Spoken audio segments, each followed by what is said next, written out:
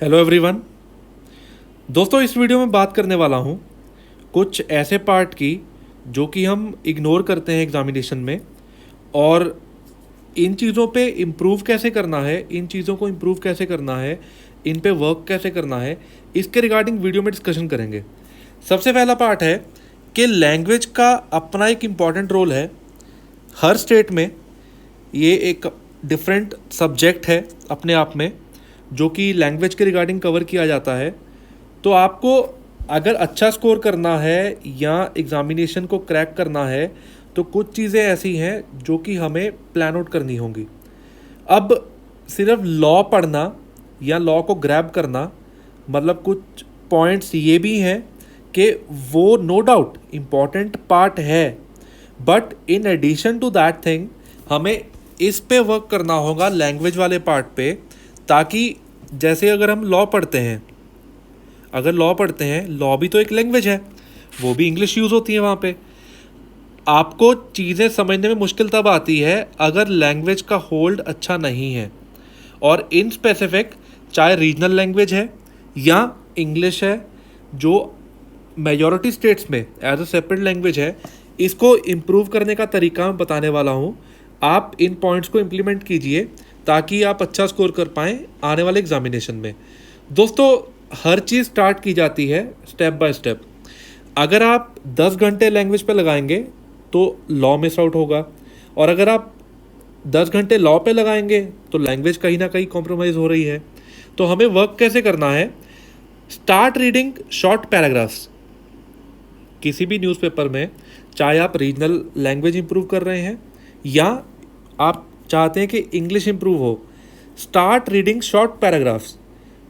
Small paragraphs को पढ़ के उनका मीनिंग समझिए, वो जो इंपॉर्टेंट वर्ड्स हैं उनको नोट कीजिए, ताकि अगर वो स्पेसिफिक वर्ड यूज़ होता है न्यूज़पेपर में या बुक में, अगर वो रिपीट होता है कहीं पे, यू कैन अंडरस्टैंड कि इसका मीनिंग क्या है। नेक्स्ट मूव करते हैं, focus on the grammar part. अब एग्जामिनेशन में पर्टिकुलर हर स्टेट में ऐसे का एक बहुत इंपॉर्टेंट रोल है। कम से कम कई जगह 50 मार्क्स, देन 75, इवन 100 मार्क्स का भी ऐसे वाला पार्ट पुट किया जाता है एग्जामिनेशन में। हमने ऐसे लिख दिया तकरीबन 6 या 7 पन्नों का, बट उसका जो सेंस है लिखने का, कि हम जो स्टेटमेंट बोलना चाह रहे हैं अगर वो एग्जामिनर को समझ नहीं आती तो हमारा पर्पस फेल हो गया। पेजेस लेंथ, क्वांटिटी इतना मैटर नहीं करती। अगर आप, कई जुडिशियल एस्पिरेंट्स हैं जिनका एग्जामिनेशन क्लियर हुआ, उनकी पोस्टिंग हुई, उनसे जब बातचीत हुई कि लैंग्वेज या ऐसे वाला part how they prepared for it, कुछ एस्पिरेंट्स ने इवन अच्छा स्कोर करते हुए भी सिर्फ 4 पन्नों का ऐसे लिखा, but that was impressive one. तो हमें क्वालिटी पे वर्क करना है, नॉट द क्वांटिटी। अब कई बच्चों का आता है कि मेंस के regarding how we have to attempt the answer, कितनी लेंथ होनी चाहिए। अगर जो क्वेश्चन पुट किया गया है, चाहे वो ऐसे फॉर्मेशन है, चाहे वो मेंस का एग्जामिनेशन क्वेश्चन है, आप अगर हर पॉइंट को केटर कर रहे हो, हर एंगल से आपने एक चीज़ को समझा दिया, तो चाहे वो बात आप 4 पन्नों में बता रहे हो, और अगर आप 6 पन्ने कवर कर रहे हो बट उसमें सेंस कुछ नहीं निकल रहा, दैट मीन्स वैल्यू किसकी ज़्यादा है, चाहे आपने वो 4 पन्नों में कवर की। तो हमें क्वालिटी पे वर्क करना है अभी से ही। अब जैसे इंग्लिश में एडजेक्टिव्स क्या है, टेंसेस क्या है, प्रेपोजिशंस हैं, इन चीज़ों पे वर्क करो, ताकि जब आप स्टेटमेंट फॉर्मेशन बनाएंगे उसमें किसी भी तरह का एरर ना हो। इम्पॉर्टेंट वर्ड्स का इंप्रेशन ये है, हम दिमाग में कुछ लेके चलते हैं कि ये न्यूज़पेपर बहुत टफ़ है। टफ़ का मतलब क्या है कि उसमें कुछ ऐसे वर्ड्स यूज़ किए जाते हैं जल्द में समझ नहीं आते, बट अगर हम उन वर्ड्स पे वर्क करें तो वो ऐसे कितने वर्ड्स होंगे। अगर हम वर्क करना स्टार्ट करते हैं तो डाउन द लाइन 2 महीने 3 महीने बाद you will be checking the improvement. आप अपने आप में चेंज देखेंगे कि वही जो वर्ड्स जिनसे आप भाग रहे थे, आप वो कवर नहीं कर पा रहे थे, अब वो ईजिली आप रीड कर पा रहे हैं। तो स्टेप बाय स्टेप दोस्तों, जब आप छोटे पैराग्राफ्स, आप कंटेंट को मार्क करेंगे, चीज़ों को समझेंगे, ग्रामर पार्ट पे वर्क करेंगे, इंपॉर्टेंट वर्ड्स को नोट करेंगे, ये सब स्टेप बाय स्टेप प्रोसीजर है, मैं डायरेक्टली ऐसे लिखने के लिए नहीं बोल रहा, बिकॉज इन चीज़ों को पहले आप इम्प्रूव करो, then you come on to the essay writing part. क्योंकि जब तक हमारा मैसेज कन्वे नहीं हुआ तो इतना पढ़ने का फ़ायदा नहीं है। ये बहुत छोटी छोटी बातें हैं जो कि बाद में बड़ी बनेंगी, क्योंकि अगर हमने इतनी मेहनत करी बट उसका फल नहीं मिला, उतने मार्क्स नहीं मिले, तो वर्थ इट नहीं है। इन छोटी बातों को ध्यान रखते हुए अगर हम इम्प्रूव कर पा रहे हैं तो उससे बड़ी बात कोई नहीं है, राइट। तो आपको इन छोटी छोटी चीज़ों पे वर्क करना स्टार्ट करना है, ताकि जैसे ही एग्जामिनेशन आता है you have all the weapons ready. ठीक है, घर पे 10 किताबें हैं, ये क्या है? आपके हथियार। हथियार अगर लोड करना नहीं आया तो उसका फ़ायदा क्या? आप शिकार पे जा रहे हो बट आपका हथियार लोडेड नहीं है। ठीक है, तो लाइकवाइज कंटेंट आपका अब वेपन है। आप जो लिख रहे हैं, कलम में बहुत ताकत है। अगर आप इस कलम को अच्छे से यूज़ करेंगे, आप चीज़ों पे वर्क करेंगे, अपने आप में इम्प्रूवमेंट लेके आएंगे, then you can fetch good score in essay writing. तो ये जो ऐसे फॉर्मेशन है, आप ये मत सोचिए कि आपने सिर्फ कंटेंट पढ़ लिया 1-2 महीने, आप बहुत अच्छा ऐसे ड्राफ्ट कर रहे हैं, बट आप पॉइंट समझिए।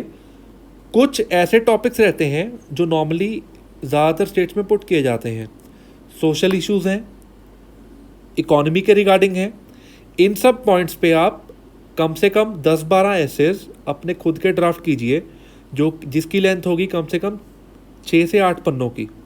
और ड्राफ्ट करने का तरीका ये है, आप कंटेंट कुछ आप नेट से, इंटरनेट से फाइंड करेंगे, कुछ अच्छे जो न्यूज़पेपर्स में एडिटोरियल कॉलम आते हैं, आपको लगता है कि रेलेवेंट टॉपिक है, उनकी कटिंग अपने पास रखिए, ताकि जो वो कंटेंट है आप कंपाइल करके हर 8-10 दिन बाद एटलीस्ट एक ऐसे लिखिए जो कि आपके पास, ये आपका एक वेपन है।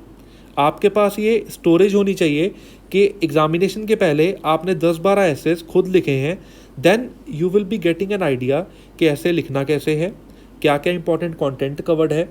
ऑटोमेटिकली आप इन चीज़ों में इम्प्रूव करेंगे। तो दोस्तों, जब हम लीगल एसेज की बात करते हैं, बेसिक फॉर्मेट वही रहेगा, बट इनमें प्रोविजंस लिखने के लिए आपको अगर कॉन्स्टिट्यूशन की प्रोविजंस लिखनी है या क्रिमिनल लॉ की लिखनी है, अब विमेन के एट्रॉसिटीज़ के रिगार्डिंग कोई ऐसे आता है, तो आप अगर लॉ के रिगार्डिंग कि ये पर्टिकुलर लॉ है, तो उसके रिगार्डिंग थोड़ा लीगल कंटेंट एकदम से आप प्रिपेयर नहीं कर पाएंगे। अभी से वर्क स्टार्ट कीजिए, आप थोड़े लीगल एसेस पे भी वर्क करना स्टार्ट कर सकते हैं। वो कैब इम्प्रूव करने का बेनिफिट ये है, एग्जामिनर पे एक अच्छा इंप्रेशन जाता है कि आपका लैंग्वेज पे अच्छा होल्ड है। तो हमें वो इम्प्रेशन कन्वे करना है कि ये जो लैंग्वेज है, it is just a game. अगर आप इस गेम को अच्छे से प्ले करेंगे, you will be able to fetch more marks. Initial starting पे और एंडिंग पे कुछ अच्छे वोकैब के वर्ड्स फिक्स कीजिए, ताकि एग्ज़ामिनर को एक बढ़िया इंप्रेशन मिले कि आप जिस टॉपिक को स्टार्ट कर रहे हैं, एग्ज़ामिनर को पढ़ने में मज़ा आना चाहिए। अब एग्जांपल लेते हैं दोस्तों, कई बार कोई मूवी स्टार्ट करते हैं, 8-10-15-20 मिनट तो बहुत अच्छी लगती है, बट बाद में अगर फीकी पड़ जाए तो मज़ा नहीं आता। मूवी अच्छी कौन सी होती है? जो पूरी ही स्टोरी में आपका मन लगाए रखे।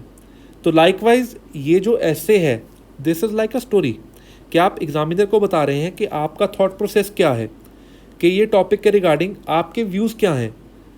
तो अगर आप अच्छी लैंग्वेज, अच्छे वर्ड्स, अच्छे तरीके से उन चीज़ों को प्रेजेंट करेंगे, तो अल्टीमेटली रिजल्ट भी क्या होगा? अच्छा ही होगा। ठीक है, ऐसा नहीं होगा कि आपने इन चीज़ों पे वर्क किया, आपको उसका फ्रूट नहीं मिल रहा, आपको उस चीज़ का बेनिफिट मिलेगा। बट दिस पर्टिकुलर थिंग, जिन चीज़ों की मैं बात कर रहा हूँ, ये एक दिन में ही नहीं। ठीक है, अगर आप स्टार्ट करते हैं 20-25 दिन, 30 दिन, इन चीज़ों पे आप एक फ़्लो बनेगा, then you will getting a grip. आपको एक ग्रिप मिलेगा कि सब्जेक्ट है यार, कि हमें ये चीज़, ये इंपॉर्टेंट वर्ड्स हैं, ये अच्छे वर्ड्स हैं, इस वे से इम्प्लीमेंट करना है, ये चीज़ पढ़नी है, पैराग्राफ का ये मतलब है। ऑटोमेटिकली कुछ दिनों में इम्प्रूवमेंट आएगी, जो हम एंड रिजल्ट चाहते हैं, right.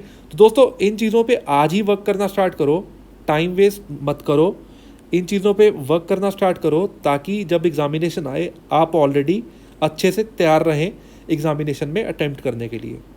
Thanks a lot for watching this video. आपको वीडियो अच्छा लगा अपने दोस्तों के साथ भी शेयर करो, बेल आइकन क्लिक करना ना भूलें, चैनल को सब्सक्राइब करें, अपने फीडबैक ज़रूर दें ताकि हमें पता चलता रहे कि और कैसे वीडियोस आने चाहिए आने वाले समय में। Thanks a lot.